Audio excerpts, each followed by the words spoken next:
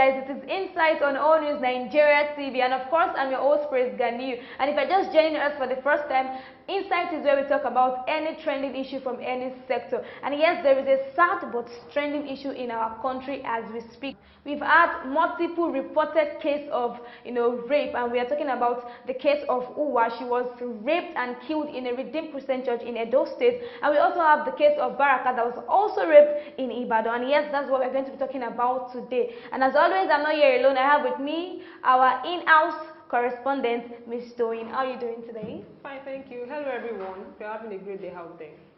All right, so we've had multiple cases of, rape case. We've had multiple rape cases in the past few days. Yeah, in the past few days, and it's alarming. And we have, in fact, I think Tuesday was Black Tuesday, where everybody were, justice for Uwa, and it's been a very sad week, so to say. So, what do you have to say about these rape cases? Are we going to, do we say that because of this pandemic issue, we have rape cases like in our society? But do we, because of the increasing cases that we have been seeing, do we say that because of the pandemic people are now moved to do, because people are idle? No. We can't say pandemic. Pandemic has nothing to do with it. Rape has been in existence since so many years back. Only that people have not been able to come out and make their stories open. Yeah. Just because of the society we found ourselves. The first question they ask is, what did you go and do there? What were you wearing? As a lady, the blame has always been on the lady. Yes, the blame has always been on the lady. Instead of asking, okay, how did you feel? How did it go? You don't have to blame the victim that what did you go and do there? And all those questions are things that are really bothering people. So even if I'm going through that kind of thing, you can't expect me to just come out and tell you that this is what I'm going through. After all, I'm still going to take the blame. Exactly. And from a report that I read online, over 2 million girls go through sexual assault in a year. 2 million in a year. 2 million. Days. Yes. And according to the report, only 28 cases are reported. Jesus. Then only 12 are actually dealt with. Yes. So imagine that kind of thing. Like, look at the instance of this Timi, Sola Dakolo now. Last year, for her to have come out that, okay, this is what I've gone through, that kind of encouraged some people to also come out that, okay, this is what I experienced. Or even celebrities, they even came out with their stories that, okay, I was molested, I was abused by my producer, I was this, I was that. So for her to have actually come out like that, then it gave so many people courage. But the fact that she lost in the case was, so if I'm coming out now, for somebody like Busola Dakolo to have lost in that kind of case, people that so somebody like me that who knows me in the society, how many people know me? So for somebody like me to now come out, what's the assurance that I will get that justice? I was with a lady some time ago, and then we got talking about this sexual assault and rape. Then she shared a story of a time that she was with her friends. I think according to her, there were about 5. Then out of the 5 of them, as in 4 of them already, they had one experience or the other. So for somebody to have been in a gathering of 5, and then 4 people had that experience. Now imagine how many people that would have gone through that same thing, but they're actually scared of coming out because of the society we found ourselves. So to me, the pandemic has nothing to do with it. Because these people are even talking about, these people that lady even talked about, at least they are not kids. And they've gone through the experience in the past, long before now. So we can't say the pandemic has nothing to do with it. So, okay, what do you now have to say about, since the pandemic doesn't have anything to do with it, and these rape cases, we have uncles sleeping with their nephew. Like, I watched a video, I think, of an 8-year-old girl. This girl, oh my God, I was traumatized the whole day when I saw that video. And the girl's vagina was already loose. At what age? An 8-year-old girl. She was screaming, and she was in pain. I'm like, what is actually the cause of rape? And what is actually the cause of rape? Why do this is not only happening to ladies, but though this is actually very common. It happens to guys. It happens to boys. It's just that people focus more on the ladies. It's actually not that people focus more on the ladies. It's just that it happens actually more to the ladies. Yes, everyone knows that the ratio is more when it comes to rape cases and all that. But that's why they hardly focus on the male child. Of course, I've had a friend in the past that shared his experience that he was abused by his cousins, female cousins, a guy. Then it was when he grew up that they now compensated him with a laptop. I was like, a laptop. That day we got talking and it was like, hey, that at the end of the day they gave him a laptop. I was like, laptop, does it change anything? Does it change that feeling you've had for them in the past? Of course it doesn't. Now we have the consequences of this rape. We have ladies whereby they said their libido changes and they now get to have aggressive sex after they've been exposed to rape. You have ladies whereby they now go to any length to get sex. The urges is now very, very high. So therapists, it works, but the emotional trauma, what do you think can actually help these ladies? Because concerning the issue of libido, I don't think it can be all of them. It can be all of them. Because this lady, you should know her now, Toyo baby that used to be in Jennifer. yes, She's an advocate of no sex before marriage. yes, Yes. So, and according to one of her stories that I read, I've forgotten. Rebeth. Yes, Rebeth. She shared that story that she was actually abused while she was young. So how she was abused, so how come my libido is not as high as other people? Did she indicate that in the book, that she doesn't have libido? That libido is not as high as... Well, I don't know. Yeah, so I think all of them actually have, when they are early exposed but if she has high libido, then she will go to any length just to have sex. That's what I'm saying. That But recently in a live chat on Instagram, she was talking about a relationship that is devoid of sex, that they've never had sex, and whenever she tells people that okay, that myself and my boyfriend we never had sex, that people are always like, what the heck are you doing in a relationship when you don't even have sex? But according to her, she said that's the path that she has chosen, and she's not ready to go back on that path. So I don't think, of course, okay, like you said, high libido or something. Okay, if she's the kind of person that has that high libido too, she'll go to any length to have sex now. you know, people have different ways of coming out of their shell.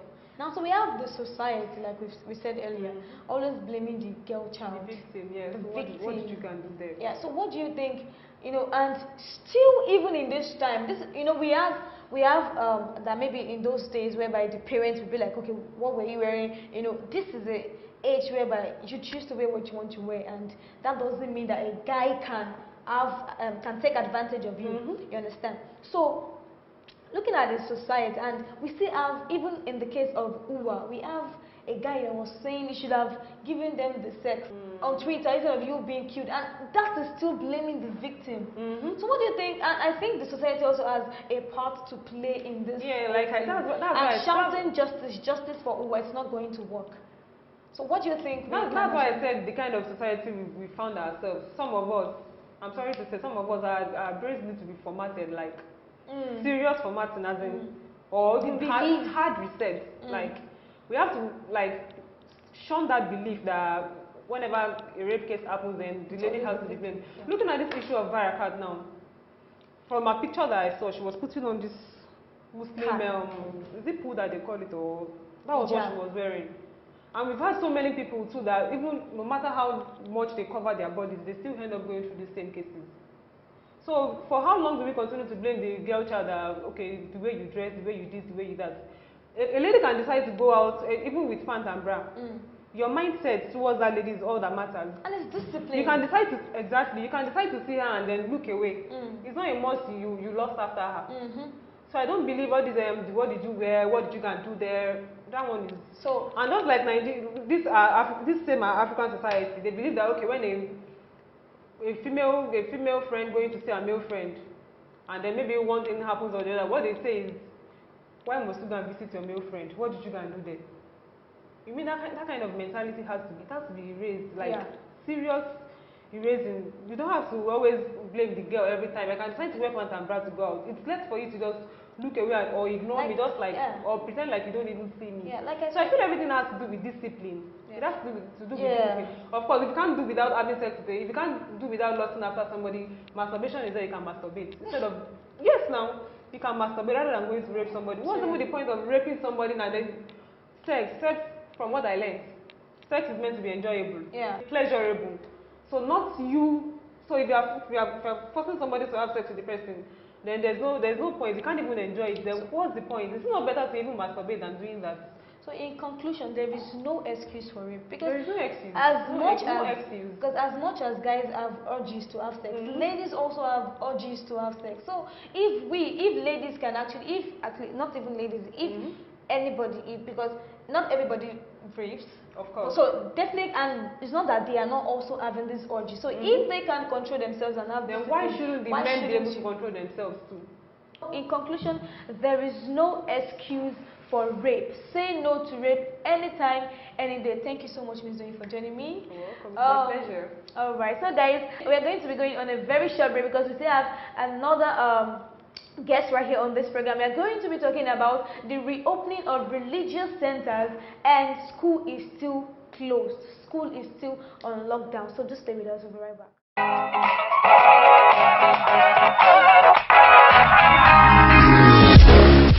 Alright, welcome back guys, and yes, before the short break I said we are going to be talking about the reopening of religious centers and while schools are still being closed. And I said I'm going to be having another guest with me, and yes, I have with me our in-house personal person. I have with me Mr. Segun in the studio. Thank you for joining us today, sir. Alright, so we are going to be talking about the religious centers that have been opened, that is the mosques, churches, maybe traditional shrines too that have been opened, and schools are still being closed. That is a very disturbing issue, because if anything should be opened, I think it should be schools. What do you think? Okay, I want to fault the federal government on that, like not for the school being closed, but for telling religious centers to go back into operation. One, when you look at it critically, government has failed in handling this COVID-19 issue. And what they've done so far is try to hide their failure. When we had fewer cases, the cases were at 1,000, 1,000, we on lockdown. Now that it's over 10,000. 11,000. You understand? You're not telling people to open churches and go back to worship. How do you regulate that? How do you manage that? Have you ever been to places of worship? Do you know how it is being done? You're telling people to maintain 2 meters of space. In churches, the same. The glass. How do you do that? Aside the fact that we have bigger churches whereby they rush in and they rush out. To me, I even think schools are even more organized. For now, no. I won't say schools are organized. For now, let us look at it. Look at the kids. How do you tell the pupils to wash their hands regularly? You know how kids do. 1 minute they are playing with one another, they are putting things inside their mouth. So I think by saying the schools should remain short, government has done fine on that regard. But the challenge now is the pressure, the power to pressure from the religious organization. That is why they open. And the message is clear. If you want to go and die, go and die. That is the message. Look at other countries. Okay, the thing is, we copied everything. I wanted to say that. I said, I think 2 weeks ago, we have President Donald Trump that announced the reopening of religious centers, calling it essential. They provide essential services. I'm like, do you think that our own government that is not doing anything? Trump is taking the election. Every decision of Trump is towards the November election. All right. So, and we can't even compare our country to that. You understand? Our cases there haven't peaked. That is the truth. When other countries were on lockdown, when they had huge number of cases and they were on lockdown, we with fewer cases locked down. The countries now that are now recording lower number of cases, they are telling people, okay, let's start opening up the economy. We are now copying the same thing. You see, government and ours are still on. Government cannot defend. I need to thank the Lagos State Governor, Babajide Sanwo-Olu, for saying that no, Lagos churches, mosques should remain closed. In Lagos is already feeling the heat. And I had the Commissioner for Health, Professor Abayomi, saying that they don't have enough bed spaces. You can imagine what will happen if on a Sunday we all troop out to go and thank God. What has changed from then? People have been worshiping in their houses. Things are going fine. I will tell you authoritatively, when the federal government announced that okay, churches should open, I know a mosque in my area that opened today.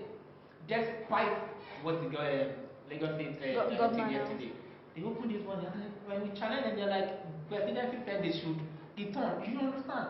I think government has failed in handling that. That is my point. Wow. So, if you say that Governor Babajide Sanwo-Olu, that is Lagos State governor, is actually not following or obeying the presidential destiny by saying, or he has the right to actually say that. When government wanted to, and initially, if you had followed this thing from the beginning, the first lockdown was announced by President Muhammadu Buhari. I think the extension to was done by him. After that, when he made the announcement that come May 4, that should be the gradual easing of lockdown, he pushed the responsibility to the state government. All right. He said, despite this, they know their situation. They are in the best position to tell the people what to do. And I think, fine, federal government has said, okay, churches can go back, but Lagos State, looking at the peculiar cases we have in Lagos State, you understand, the number of cases we have in Lagos State has looked inward, and I said, no. This is not going to work. This is not going to work. So it's not a matter of disobeying the president, it's about looking at what works for you. You understand? So looking at this issue from another side, we have allegations that Nigerian government is just increasing the number of COVID-19 cases, and we've had videos whereby we have these patients that they don't even, I don't want to say they should look like they are sick, but we have these videos whereby it's just as if they're playing a script there, you understand? So will you say that they actually sorry? I'm listening. All right. It's just funny. All right. Will you now say that they asked religious centers to be open because they know what is really happening in the country? Okay. You know the truth is, because if a government if they can see what is actually happening, they wouldn't dare open. The truth is, government failed from the beginning, and I will take you back a bit. When they announced the initial lockdown, federal government, state government mentioned palliative, right? Okay. Stay indoor, we will cater for the aged and the vulnerable members of the society. Which we saw nothing. That was how it started. So after that, videos started surfacing online in the streets of in a community of over 4, 5, 6 streets. They will give the CDA just like 10 million guys. How will it go down? So when we saw what happened with Obasa and Agege, there people were kicking the bread, one loaf of bread for a building. And that is palliative. So that is where the failure started from. So when they knew it wasn't working, like we can't keep people home for a long time, people will revolt. They said, okay, let us start going out. That was the genesis of the whole thing. And at that time, they had lost the trust of the people. When you have a government you don't trust, cases like this will keep coming up. COVID-19 is real, we know that. If you don't know about anyone, I hear people saying, I don't know someone who knows someone who knows someone. But we all know one person, a backyard. Alright. We all know a backyard. If we don't know it directly, we know of it. Yeah. People have been talking about the billions donated. I am here to see a government release how much they spent. This went to so this went to this. We use this for we have the Abacha's loot too that was. We use this for that. So Nigerians don't trust their government, and that is the bane of this. It is not real. It's real. We are increasing. Yeah, saying people should go back to church, and I think another thing is that in Nigeria, aside the problems of ethnicity, tribalism, we have the tax religious problem too. We are so religious. Let me put it that way. And religion is part of governance, whether we like it or not. You will see politicians go to religious houses. What are they going there to do? What you need for the blessing is to sell themselves. They know they have the population, they have the people. All I need is to tell a general overseer to sell me. Even you don't need to tell your people to vote for me. Just seeing the picture. I come to your church, I stand up, you pray for me. That is another silent message to the people. Like, okay, I think I endorse this. So it's a two-way thing. Government cannot do it without them. They need them at every point in time. Election will always come. You need it religious. That's why your people tell you. So the pressure is now coming from the religious and their major stakeholders. So that is how I would put it. So your advice is that they should actually close down. When we had Easter, we didn't go to church. Everything was fine. We had the Ramadan period. People didn't go to mosque for prayer. They are still living. So why now? You have waited for 2 months. You can wait.